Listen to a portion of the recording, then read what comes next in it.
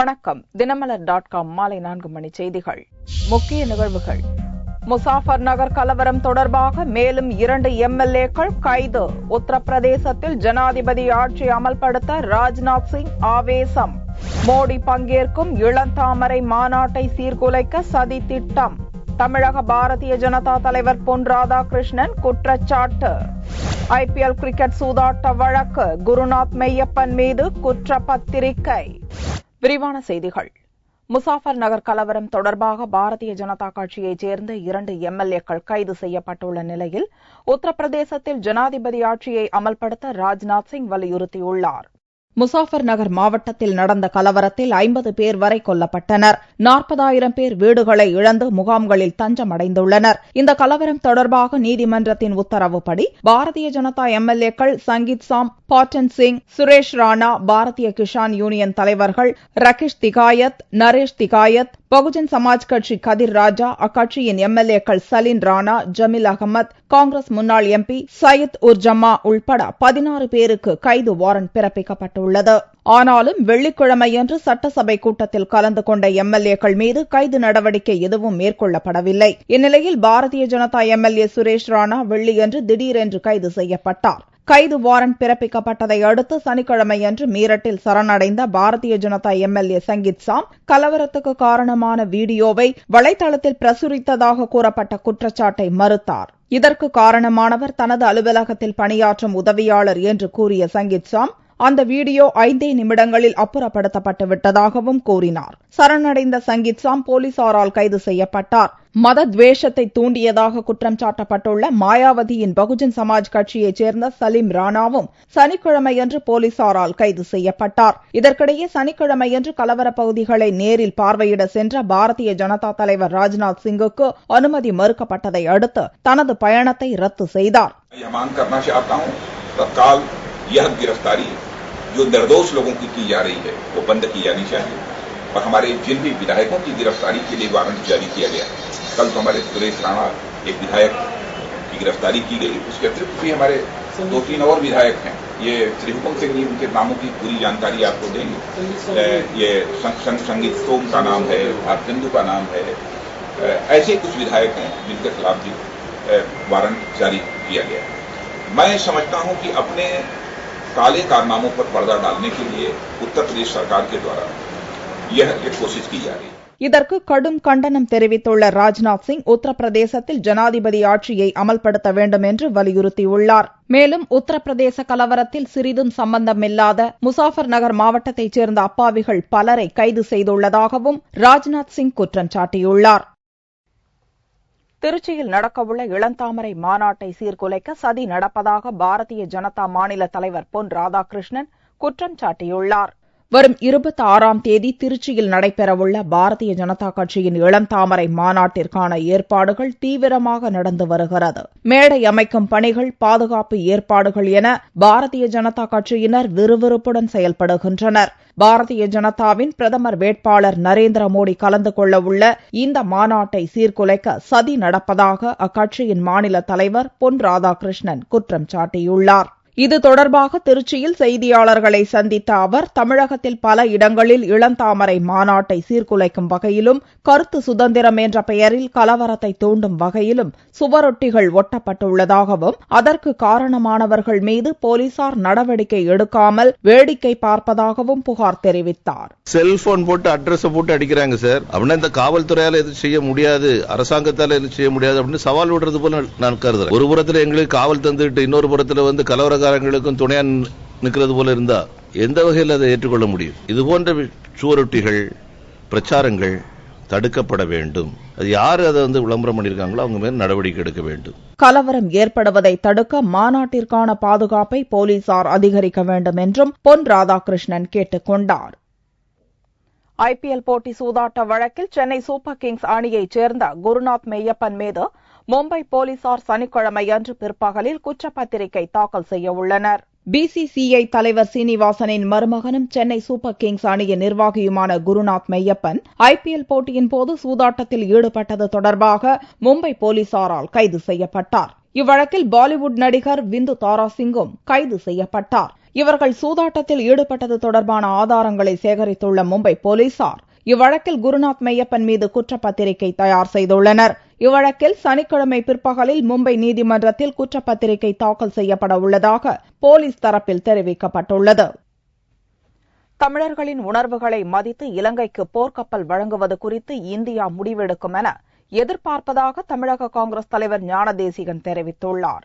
காங்கிரஸ் கட்சியின் கொள்கைகள் மற்றும் செயல்பாடுகள் குறித்து சமூக வலைதளம் மூலம் பரப்புவதற்காக தொண்டர்களுக்கான பயிற்சி முகாமை சனிக்கிழமையன்று சத்தியமூர்த்தி பவனில் அக்கட்சியின் தமிழக தலைவர் ஞானதேசிகன் தொடங்கி வைத்தார். பின்னர் செய்தியாளர்களிடம் பேசிய அவர், தமிழக மீனவர்கள் இலங்கை கடற்படையால் தொடர்ந்து தாக்கப்படுவதை தமிழக காங்கிரஸ் கண்டிப்பதாகவும், இதற்கு இரு நாட்டு மீனவர்களும் பேசி பரஸ்பர ஒப்பந்தம் மேற்கொள்வதே சரியான தீர்வாக இருக்கும் என்றும் கூறினார். சார்க் ஒப்பந்தப்படி இந்திய அரசு இலங்கைக்கு 2 போர்க்கப்பலை வழங்க முடிவெடுத்திருப்பது குறித்து கருத்து தெரிவித்த ஞானதேசிகன், தமிழர்களின் உணர்வுகளை மதித்து இப்பிரச்சினையில் மத்திய அரசு முடிவெடுக்கும் என எதிர்பார்ப்பதாக கூறினார். சார்க் நாடுகளோடு இருக்கிற ஒப்பந்தத்தின் அடிப்படையில் வெகு காலத்துக்கு முன்பு ஏற்பட்ட ஒப்பந்தம், அந்த ஒப்பந்தத்தின் அடிப்படையில் பரஸ்பரம் தருகிற அந்த முயற்சியாக அவர்கள் தந்திருக்கிறார்கள்.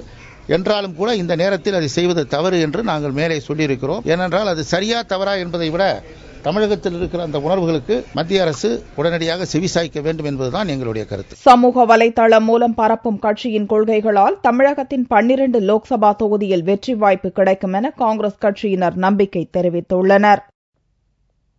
பார்வையற்றோருக்கான பணியிடங்களையும் காலி இடங்களையும் நிரப்ப வலியுறுத்தி 6வது நாளாக சென்னையில் சாலை மறியலில் ஈடுபட்ட பார்வையற்றோர் கைது செய்யப்பட்டனர். அரசு மற்றும் அரசு உதவி பெறும் நிறுவனங்கள், பள்ளிகள், கல்லூரிகள், பல்கலைக்கழகங்கள், வாரியங்கள், உள்ளாட்சி நிறுவனங்கள் ஆகியவற்றில் தங்களுக்கான இடஒதுக்கீட்டை நிரப்ப வேண்டும் என்பது உள்ளிட்ட கோரிக்கைகளை வலியுறுத்தி பார்வையற்றோர் சென்னையில் தினமும் போராட்டங்களில் ஈடுபட்டு வருகின்றனர். 6வது நாளாக சனிக்கிழமையன்றும் சென்னையின் பல்வேறு பகுதிகளில் பார்வையற்றோர் திடீர் மறியல் போராட்டத்தில் ஈடுபட்டனர். மேலும் கடந்த 6 நாட்களாக 9 பேர் கொண்ட குழுவினர் உண்ணாவிரத போராட்டத்தில் ஈடுபட்டு வருகின்றனர். அவர்களில் சிலரது நிலைமை கவலைக்கிடமாக உள்ளதாகவும், அவர்களை காப்பாற்ற அரசு நடவடிக்கை எடுக்க கோரியும் பார்வையற்றோர் வலியுறுத்தினர். எங்களை தமிழக முதல்வர் கண்டுக்கவில்லை. சமூக நலத்துறை அமைச்சர் முதல்வரை சந்திக்க அனுமதிக்க மாட்டேங்கிறாங்க. காவல்துறை ஆட்சி துன்புறுத்துறாங்க. எங்களுக்கு பசியால் குடிமையில் நாங்களும் வாடுறோம். ஹாஸ்பிட்டல் இட்டுட்டு போய் அறிமுகம் செய்ய மாட்டேங்கிறாங்க, அனுமதிக்க மாட்டேங்கிறாங்க. இத்தனை நாட்கள் 5-6 நாட்களாக எங்களால எப்படி உண்ணாவிரதம் இருக்க முடியும்? கண்ணு திறதுங்கிற ஒரு குறையை பயன்படுத்தி இந்த சமூக நலத்துறை எங்களை அம்மாவை பார்க்க விட மாட்டேங்கிறாங்க. அம்மாவை பார்த்தா நிச்சயமா எங்க கோரிக்கை எல்லாமே நிறைவேறும். நாங்க அதாவது முதல்வரை பார்க்கணும் அப்படின்றத மட்டும்தான் சார் எங்களோட இது. அதுக்கு யாரும் முழுமையா எங்களுக்கு ஒரு ஆதரவு தர மாட்டேங்கிறாங்க. இதுல காவல்துறையினரும் எங்களெல்லாம் ரொம்ப அராஜகம் பண்ணி அடிக்கிறாங்க. பிளைண்ட்னா ஒரு மாதிரி ஊனமுற்றோரை அவமதிக்கிறாங்க சார். யாருமே இது வரைக்கும் மரியாதையா எங்களை நடத்தல சார். நாங்கள் 9 அம்ச கோரிக்கையை வலியுறுத்தி இன்றைக்கு 6வது நாளாக 9 பேர் உண்ணாவிரத தியாகிகள் இருக்கிறார்கள். அவர்களுக்கு இன்றைக்கு காவல்துறை ஒரு பாதுகாப்பான இடம் கொடுக்கவில்லை. எங்களை தொடர்ந்து வஞ்சித்துக் கொண்டே இருக்கிறது இந்த காவல்துறை. இதற்கு நீதி கிடையாதா? நியாயம் கிடையாதா? ஒரு நாள் இரவு சுடுகாட்டிலே இறக்கிவிட்டு செல்கிறார்கள். நேற்று இரவு கோயம்பேடு பேருந்து நிலையத்திலே இறக்கிவிட்டு செல்கிறார்கள்.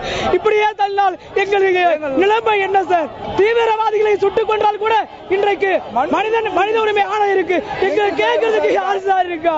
மாற்றுத்திறனாளிகளுக்கான மாநில ஆணையரை சந்தித்து தங்கள் கோரிக்கைகளை முன்வைக்க சென்ற 50க்கும் மேற்பட்டோருக்கு அனுமதி மறுக்கப்பட்டதை அடுத்து பார்வையற்றோர் சாலை மறியல் செய்தனர். இதனால் KK நகர், அசோக் நகர் பகுதியில் கடும் போக்குவரத்து நெரிசல் ஏற்பட்டது. மறியலில் ஈடுபட்டோரை போலீசார் கைது செய்து அப்புறப்படுத்தினர். அரசு கொள்முதல் நிலையங்கள் பற்றாக்குறையால் தஞ்சையில் குறுவை சாகுபடியில் அறுவடை செய்யப்பட்ட நெல் மணிகளை விவசாயிகள் சாலைகளில் கொட்டி வைத்துள்ளனர். காவிரி ஆற்றிலிருந்து கடந்த ஆண்டு தமிழகத்திற்கு தண்ணீர் திறக்காத நிலையில் டெல்டா மாவட்டங்களில் குறுவை சாகுபடி பாதிக்கப்பட்டது.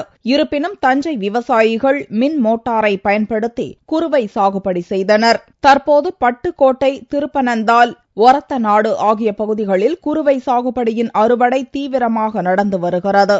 இங்கு போதுமான அளவு அரசின் நெல் கொள்முதல் நிலையங்கள் திறக்கப்படாததால் அறுவடை செய்யப்பட்ட நெல்லை விவசாயிகள் சாலைகளில் கொட்டி வைத்துள்ளனர். 3 முதல் 4 நாட்களாக சாலைகளில் நெல் கொட்டி வைத்து பாதுகாத்து வருவதாகவும் தனியார் வியாபாரிகள் குறைந்த விலைக்கு நெல்லை கேட்பதாகவும் விவசாயிகள் வருத்தம் தெரிவித்தனர். மழை பொய்த்தது, காவிரியில் தண்ணீர் திறக்காதது என பல்வேறு பிரச்சினைகளுக்கு இடையே விவசாயிகள் சாகுபடி செய்தும் விளைபொருளை கொள்முதல் செய்ய அரசு நடவடிக்கை எடுக்காததால் விவசாயிகள் வேதனை அடைந்துள்ளனர். ஆன்லைன் மூலம் வாக்காளர் பதிவு முறை குறித்த பயிற்சி முகாமை தமிழ்நாடு தலைமை தேர்தல் அதிகாரி பிரவீன்குமார் தொடங்கி வைத்தார்.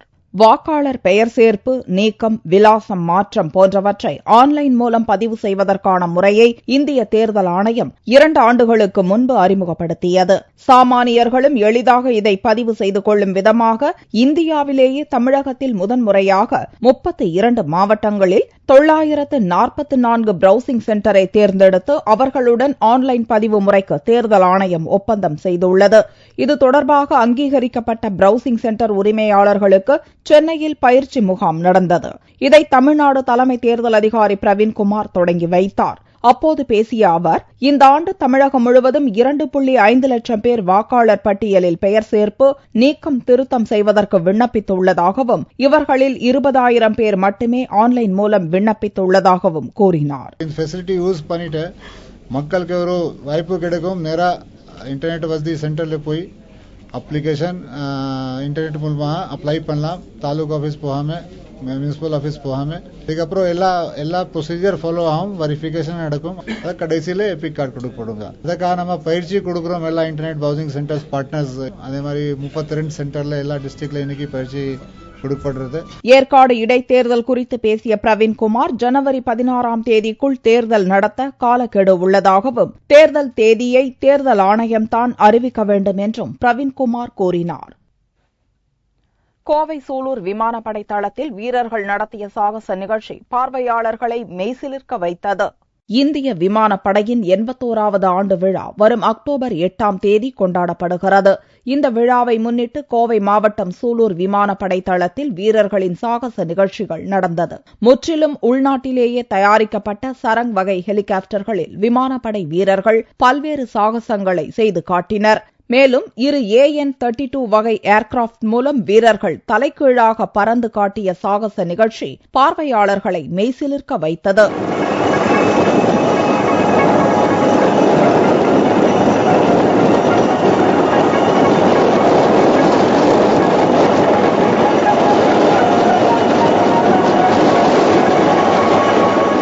உத்தரகாண்ட் மாநிலத்தில் ஏற்பட்ட நிலச்சரிவின் போதும் தமிழகத்தில் ஒகேனக்கல்லில் ஏற்பட்ட வெள்ளத்தின் போதும் சிக்கியவர்களை சூலூர் விமானப்படை வீரர்கள் மீட்டது பெருமையடைய செய்வதாக ஏர் லீடர் சரவணவேல் தெரிவித்தார்.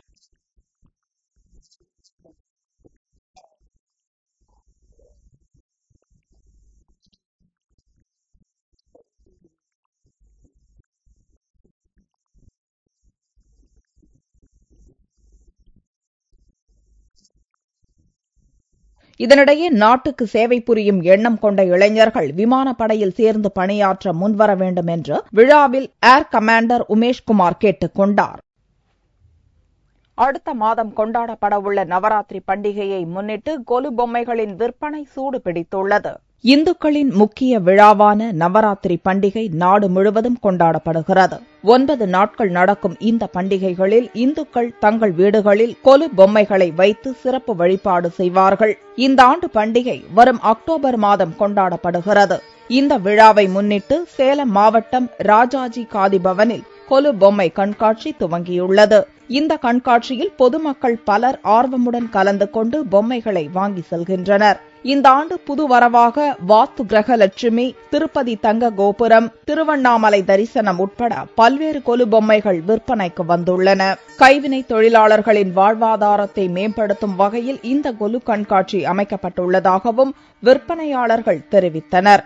கடந்த ஆண்டை விட இந்த ஆண்டு பொதுமக்கள் கொலு பொம்மைகளை ஆர்வமுடன் வாங்கி செல்கின்றனர். தங்கத்தின் விலை சனிக்கிழமை அன்று சவரனுக்கு 24 ரூபாய் குறைந்திருந்தது. ஒரு சவரன் தங்கம் 22,688 ரூபாய்க்கு விற்கப்பட்டது.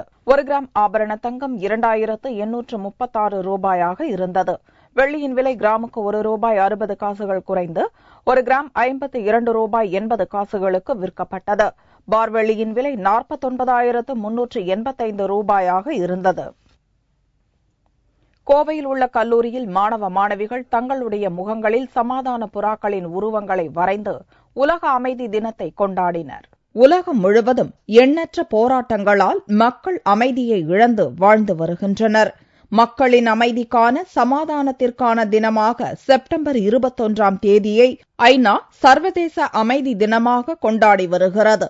அதன் அடிப்படையில் கோவையில் உள்ள கல்லூரியில் மாணவ மாணவிகள் உலக அமைதி தினத்தை கொண்டாடினர். வானில் பறக்கும் புறா போன்ற வடிவில் மாணவ மாணவிகள் கல்லூரி வளாகத்தில் அமர்ந்து சமாதானத்திற்கான உறுதிமொழியை எடுத்துக் கொண்டனர். ஒற்றுமையோடு இருப்போம், இயற்கையை பேணி காப்போம், பிளாஸ்டிக்கை தவிர்ப்போம். அத்துடன் உலக அமைதி தினத்தை விளக்கும் வகையில் தங்களது முகங்களில் புறாக்களின் படங்களை வரைந்தும் மாணவிகள் அசத்தினர். இன்னைக்கு உலக சமாதான தினம் கடைபிடிக்கப்படுது. அது எதுக்கு அப்படின்னா போர் மற்றும் வன்முறையை எதிர்ப்பதற்காக தான் கடைபிடிக்கப்படுது. இது 1982 தான் ஐக்கிய நாடுகள்ல இதை தொடங்கினாங்க. ஐக்கிய நாட்டினுடைய சபை தலைவர் ஒவ்வொரு வருஷமும் மணி அடிச்சு இந்த நாளை துவக்கி வைப்பாங்க. நாங்க எங்க கல்லூரி சார்பா சமாதானத்தை காமிக்கிறதுக்காக புறா சின்னத்தை வரைஞ்சு அதை நிறுவியிருக்கோம். போர் மற்றும் வன்முறைகளை எதிர்த்து கொண்டாடப்படும் இந்த அமைதி தினத்திலாவது மக்கள் மனதில் அமைதி நிலவட்டும். மீண்டும் செய்திகள் இந்திய நேரப்படி இரவு 8 மணிக்கு. வணக்கம்.